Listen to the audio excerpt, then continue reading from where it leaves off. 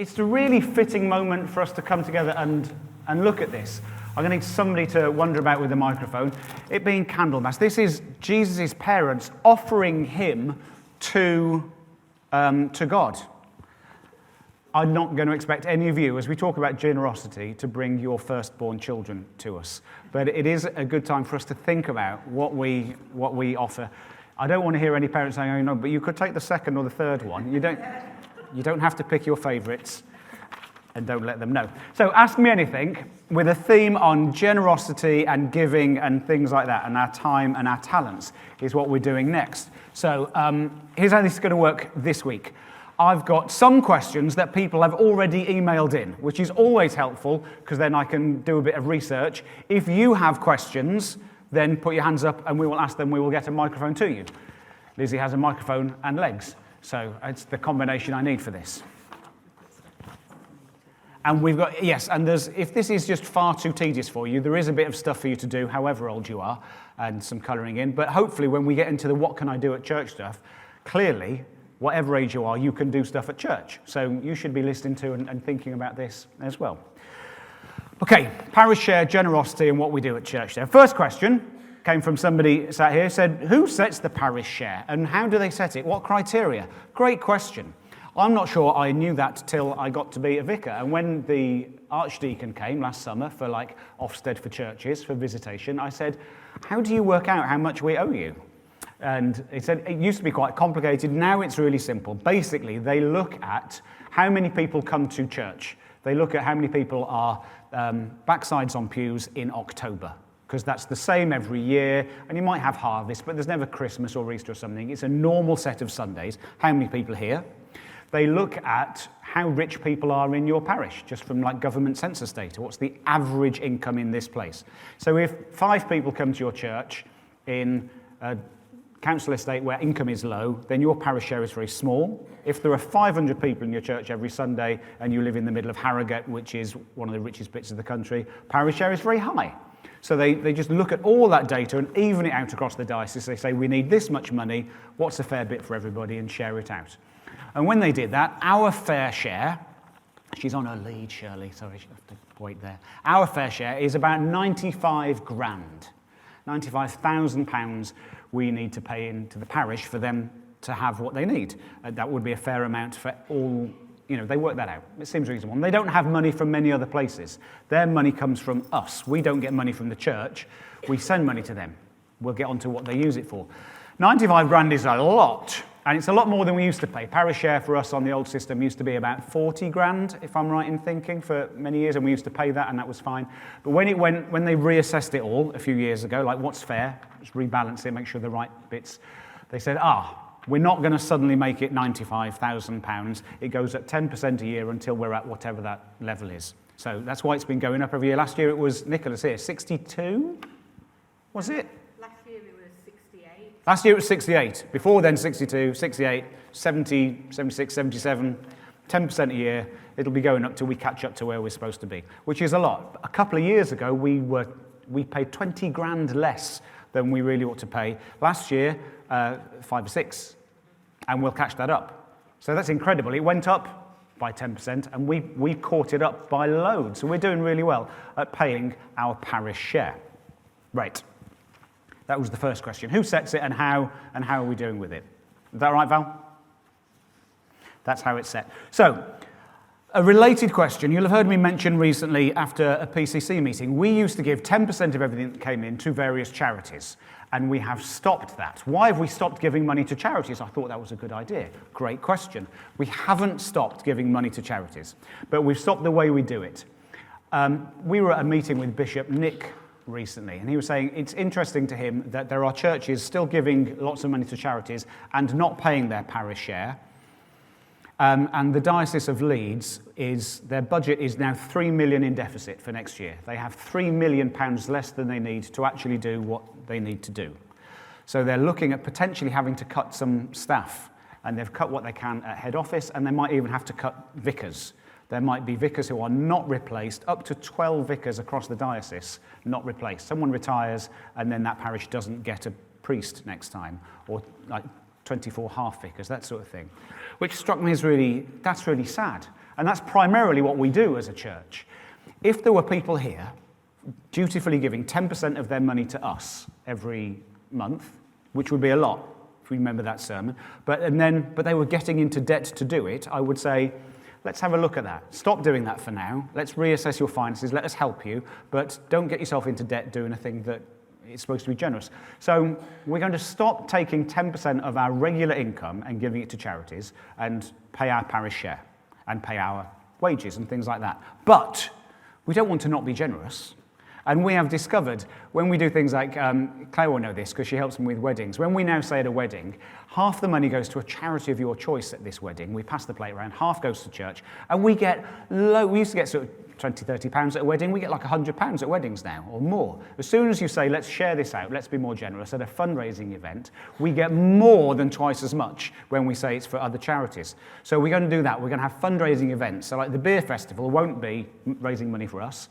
We'll say we're going to do that for one of the charities we care about. And then people come out and go, oh, well, that's really important. So we'll probably end up giving more money away, but we're shifting the way that we do it. Does that make sense? We're not going to give 10% of our basics away. We'll raise money for charities and be generous in that way. Shift of policy.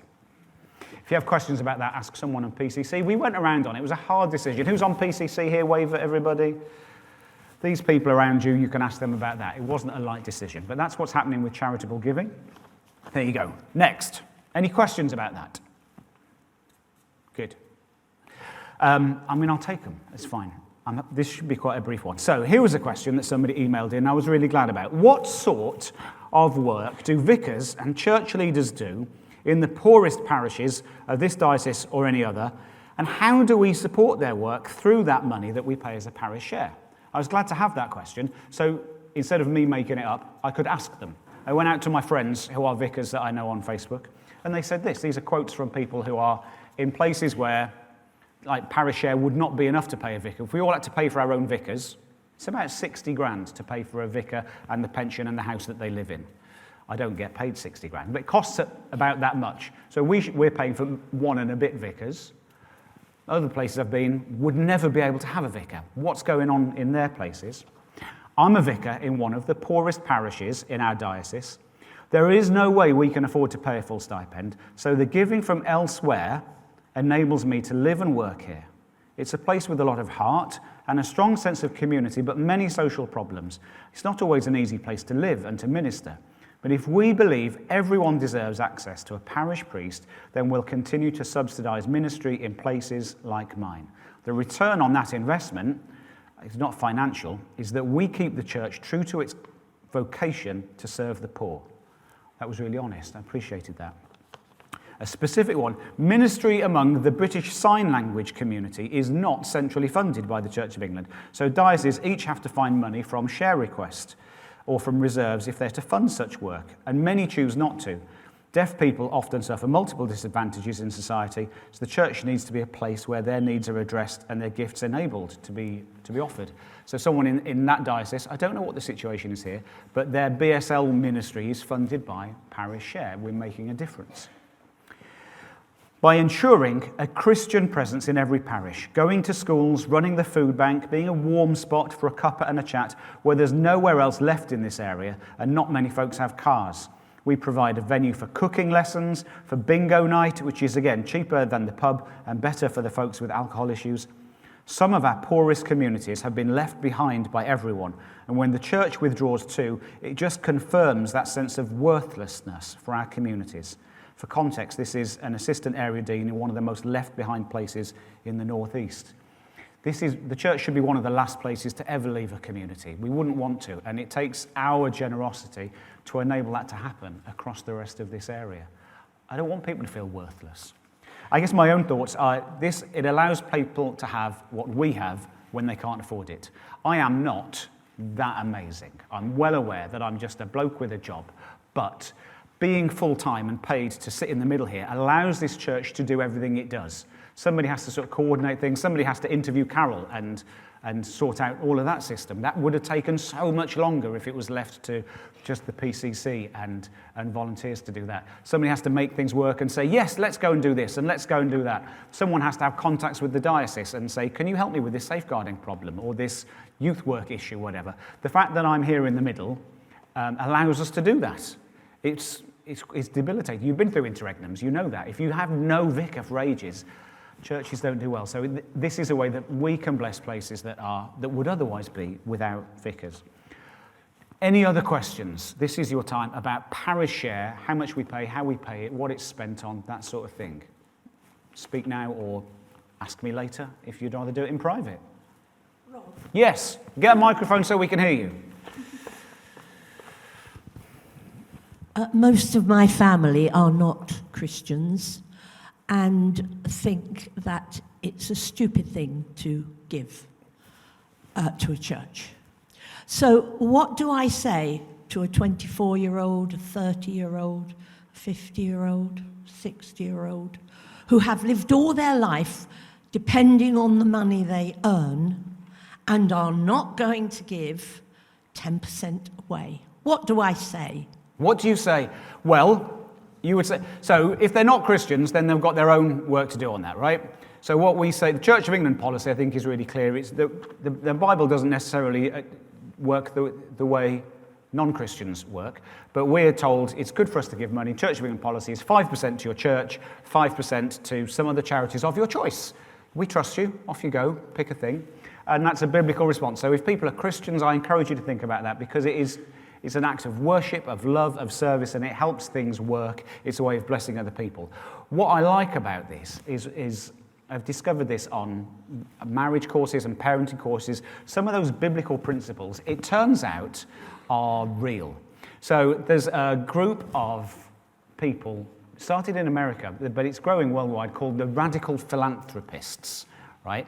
They have discovered this science, unsurprisingly, that giving is really good for you. As long as you're not so poor you can't afford stuff, and there's an issue with that in our country, but if any time you give stuff away, you are quantifiably and measurably better than when you receive stuff. You can measure it. It is so good for you to give stuff away. It helps you trust that there will be enough, that there will be abundance, you will be happier, you will feel connected to those things that you give. So pick a cause. If they're not Christians, give to other things, obviously, not to church. But giving stuff away is measurably and scientifically good for your mental health and helps you be part of a thick community. You get to choose things and make a difference, and you will feel valuable and purposeful. That's what I would say to them. Do the research and look at things like radical philanthropy.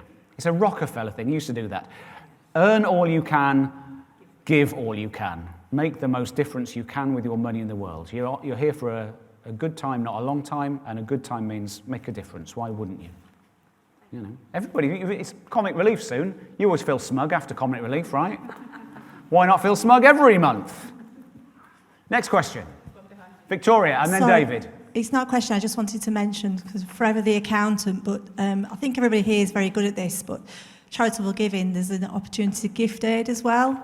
So if you do sign the form, if you're a UK taxpayer, you can actually boost, and the government actually gives an extra 25% to each charity. Add it onto the gift that you've already provided. So just thought I'd mention that. Well worth mentioning. Is Margaret still with us? She was here this morning. You know, most of you know Margaret Roundhill. She's the person to talk to about this, and this is a small addendum. Some of you give already on a regular basis by direct debit or the parish giving scheme. If you give by the parish giving scheme, and we can tell you how to get to that, they automatically collect this extra 25% and give it to us. We wouldn't be anywhere near our parish share without that. It's a brilliant, brilliant idea that this government still does. I won't hear a word said against them. They're clearly a bunch of legends. But, the parish giving scheme does that automatically, so it comes in all the time. If you currently give by direct debit, we claim that back and it's fine, but please switch to the parish giving scheme, because if you give by direct debit, we need to go into the NatWest branch every month and do stuff down there, and it's about to close, and the nearest one's in Bradford, and it's going to be a nightmare. So if for some reason you give regularly but are not on the parish giving scheme, please switch, because we're scuppered. But yes, gift aid. David?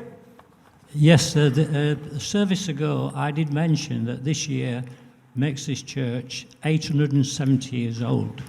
I feel blessed that the area where we live has got a church which this year is 152 years old, and everything. I mean, my wife used to say, when we moved up here, it's heaven on earth. And we are blessed because nobody should be lonely in this place. Of course, looking back at the years that have gone into this church, We had huge benefactors. The poor people were poor, but the benefactors made this church possible. The church also made this school possible over here.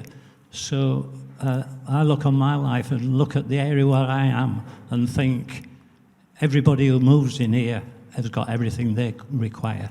It's a pleasure and a privilege to be part of keeping this series. You think that the people of Calverley have kept this thing going for 870 years. Let's make sure that it's got another 870 years. Sue's got a hand up. Hang on. It's not so much a question, or perhaps it is. It is a lovely place, Calverley, and we've never lived in a place like this. It is incredibly white, incredibly comfortably off. But there are people hidden in the village. There's a young man we brought to church a little while ago, and he won't come again. He feels so judged, and that's because of his life being brought up here from a very troubled family. So, yeah, we are great, and we're doing our best, but there's targets and people out there that need more love. He's having a dreadful time at the moment. And, yes. Yeah. The money is a small part of this, and it's more than that, but it does allow us to do more than that.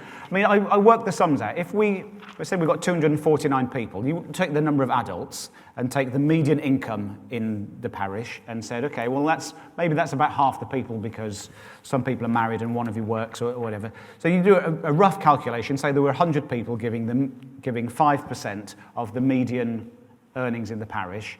Our annual direct giving would be, it's about, I don't forget what it was. It's about 60, 70 grand, I think, at the minute. It would be, with the gift aid, 190.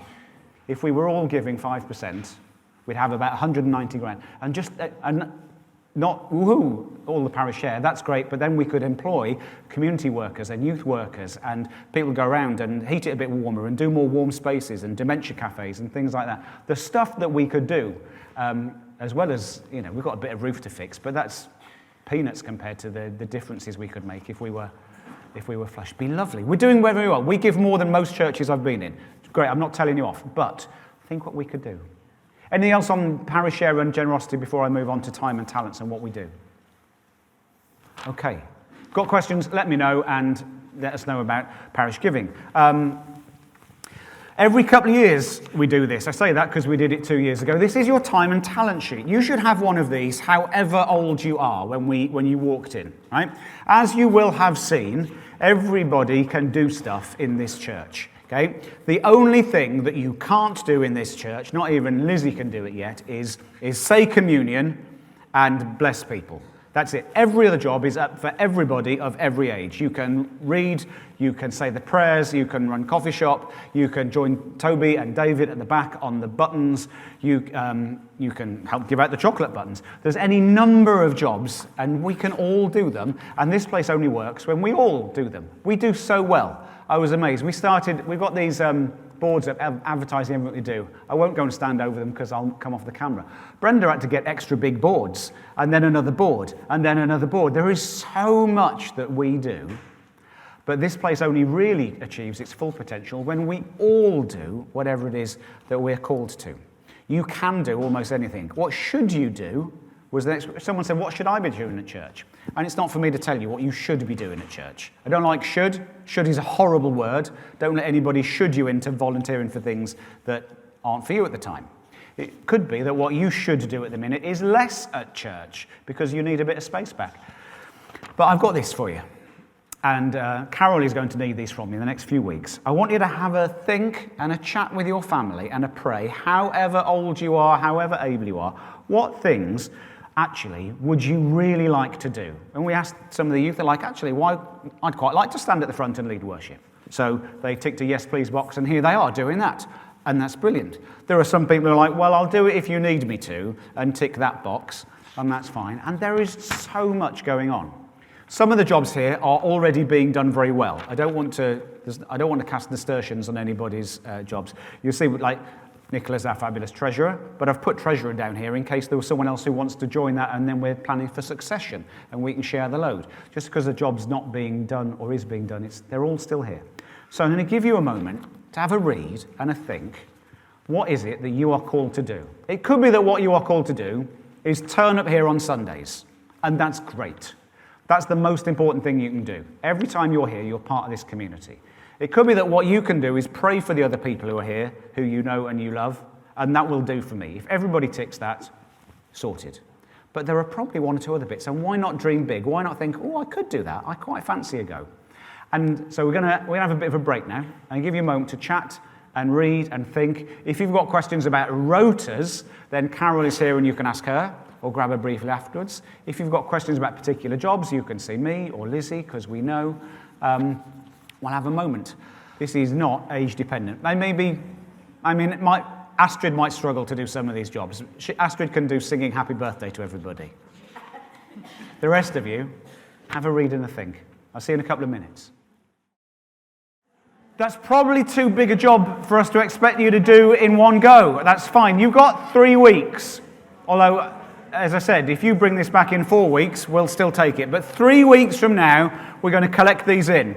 If you come in 3 weeks and you've forgotten it, we'll give you another one and you can just fill it in there and then. But however old you are, there are so many jobs you can do. And they're not jobs. They are jobs. I'm not sure that's the way I describe them. They're roles.